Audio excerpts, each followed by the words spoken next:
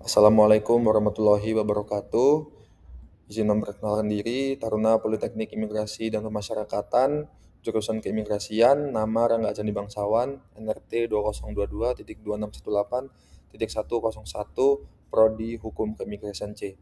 Jadi di sini saya membuat suatu desain penelitian yang berisikan outline-outline mengenai skripsi saya dengan judul Urgensi Pengaturan Subject of Interest atau SOI sebagai instrumen pengawasan keimigrasian di tempat pemeriksaan imigrasi kantor imigrasi kelas 1 khusus TPI Surabaya.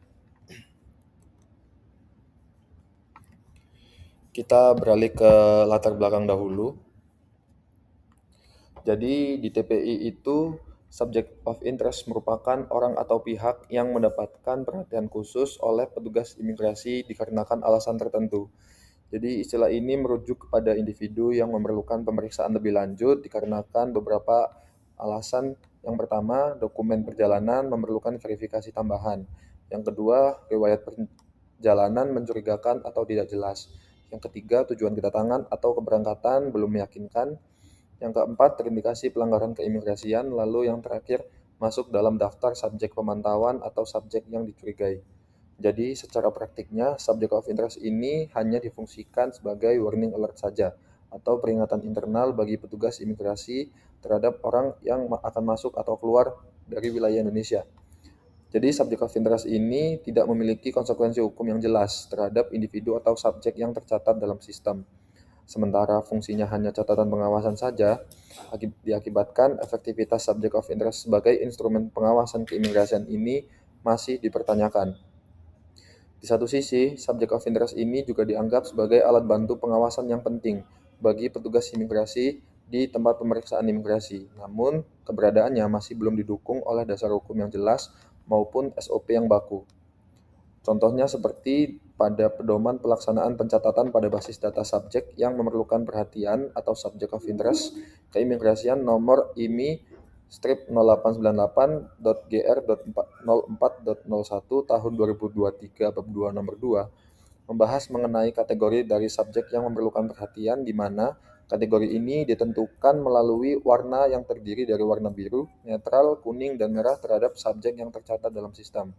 Sementara pelaksanaan di aplikasi perlintasan, khususnya di tempat pemeriksaan imigrasi atau TPI, di sistem ini menggunakan indeks skor yang membuat petugas imigrasi terkadang kesulitan untuk mengambil keputusan kepada subjek yang terkena subject of interest. Dikarenakan petugas imigrasi juga belum memiliki acuan yang mengklasifikasikan antara pembagian skor dengan warna yang sesuai di pedoman.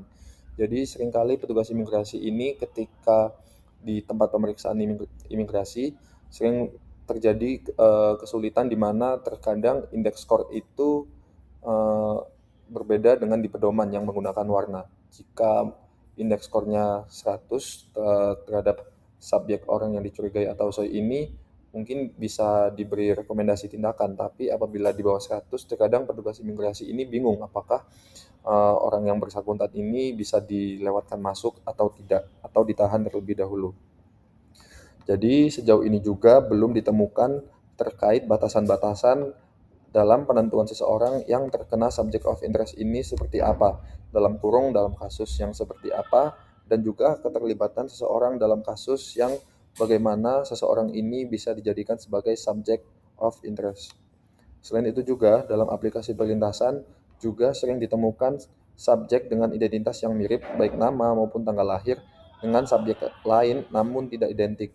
Sehingga masalah ini sering menjadi salah satu komplain penumpang terhadap imigrasi dikarenakan penumpang yang mirip dengan subject of interest ini membuat mereka tidak bisa melewati autogate. Jadi sering juga penumpang yang tidak terkena di dalam sistem yang tidak dicurigai oleh petugas imigrasi sering merasa dirugikan dikarenakan terkadang baik dari nama maupun tanggal lahir mereka sama dengan orang yang tercatat dalam sistem walaupun berbeda. Jadi yang bikin mereka rugi adalah terkadang mereka harus melakukan secondary inspection atau pemeriksaan 2 kali yang membuat proses mereka ketika melewati imigrasi itu lebih lama dari yang seharusnya. Dan juga dalam Permen Kumham nomor 9 tahun 2024 yang mengatur keluar masuknya orang di wilayah Indonesia, tidak menjelaskan juga secara spesifik mengenai subject of interest ini. Padahal dalam pengertiannya, subject of interest berfungsi sebagai warning alert saja. Namun, dalam pelaksanaannya di lapangan, realitanya sistem ini bisa menindak atau memutuskan seseorang berupa ditahan ataupun ditunda keberangkatannya. Contohnya yang pernah terjadi adalah di kantor imigrasi kelas 1 khusus TPI Surabaya, ada WNI yang pernah terkena tindak pidana KUHP sudah lebih dari 10 tahun kurang lebih. Namun ketika ia akan keluar dari wilayah Indonesia, ia ditunda keberangkatannya oleh KJRI Jeddah dikarenakan masih tercantum dalam subject of interest ini. Inilah yang menjadi latar belakang dikarenakan orang tersebut sudah mempunyai masalah dari lama dan sudah selesai juga, tetapi karena di daftarnya masih ada sehingga dia ditahan keberangkatannya. Jadi membuat dia tidak bisa keluar padahal permasalahan itu sudah selesai dari 10 tahun yang lalu, sudah lama. Kita next ke rumusan dugaan awal atau presumption. Adanya kekosongan hukum yang membahas secara spesifik mengenai subject of interest seperti klasifikasi, penegakan, hukumnya, kenapa sistem ini bisa menindak orang untuk menunda atau menahan keberangkatannya. Lalu yang kedua, apakah keputusan-keputusan setiap subjek yang dikenai subject of interest ini berdasarkan diskresi dari pejabat ataupun pihak yang berwenang.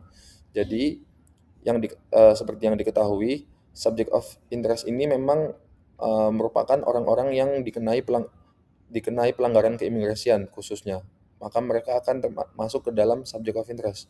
Namun dalam beberapa kasus ada beberapa orang yang memang terjadi salah paham dari suatu perusahaan atau korporasi tertentu yang membuat mereka direkomendasikan oleh PT atau korporasi tersebut kepada pihak intelijen imigrasi untuk dimasukkan namanya ke dalam subject of interest.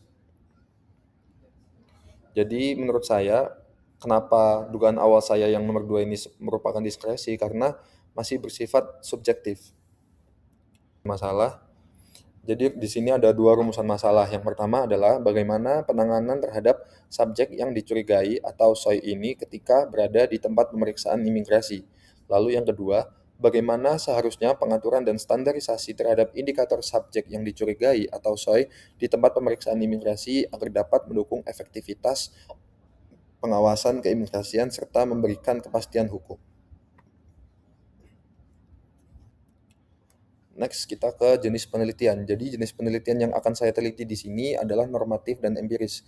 Di mana normatif ini saya akan membahas mengenai kekosongan hukum, serta di empirisnya saya akan melakukan wawancara kepada pihak-pihak yang berkaitan dengan subject of interest ini untuk membahas masalah efektivitas hukum terkait subject of interest ini, apakah sudah efektifkah atau belum.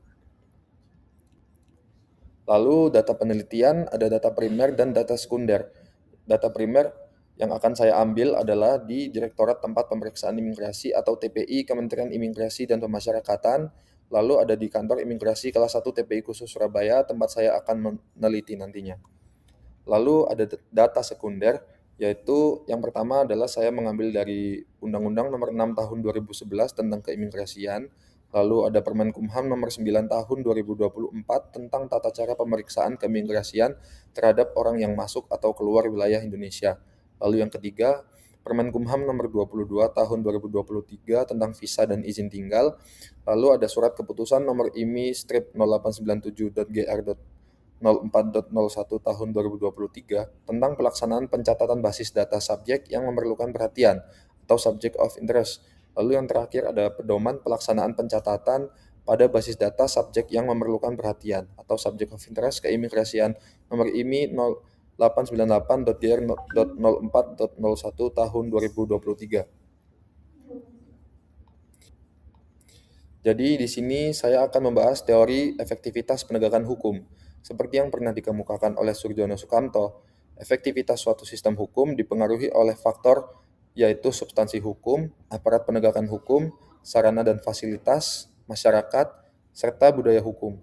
Dalam konteks subject of interest, adanya kekosongan hukum yang jelas serta standar operasional yang belum baku menunjukkan bahwa substansi hukum menjadi kendala utama dalam optimalisasi terhadap fungsi subject of interest sebagai instrumen pengawasan di keimigrasian. Jadi, novelty yang ingin saya capai atau temuan penelitian, yaitu adalah memberikan rekomendasi preskriptif mengenai perlunya dasar hukum dan SOP yang spesifik mengenai subject of interest guna memperkuat sistem pengawasan di keimigrasian, salah satunya di tempat pemeriksaan imigrasi. Jadi seperti yang diketahui, subject of interest ini merupakan nama-nama yang tercantum dalam sistem yang direkomendasikan oleh intelijen yang kemudian bisa dilakukan pengawasan salah satunya di tempat pemeriksaan imigrasi. Nah, namun untuk saat ini memang belum ada terkait mekanisme untuk penanganan terhadap subject of interest ini ketika orang yang bersangkutan terdata dalam subject of interest di tempat pemeriksaan imigrasi. Jadi yang mau saya tekankan di sini adalah mengenai dasar hukum untuk penanganan orang tersebut serta mengisi kekosongan hukum di mana ada miss antara pedoman serta pelaksanaannya seperti indikator skor dan warna yang sudah saya sebutkan di latar belakang tadi. Sekian presentasi mengenai outline desain penelitian dari saya. Untuk kurang lebihnya mohon dimaafkan. Terima kasih atas perhatian dan partisipasinya. Assalamualaikum warahmatullahi wabarakatuh. Salam sejahtera untuk kita semua.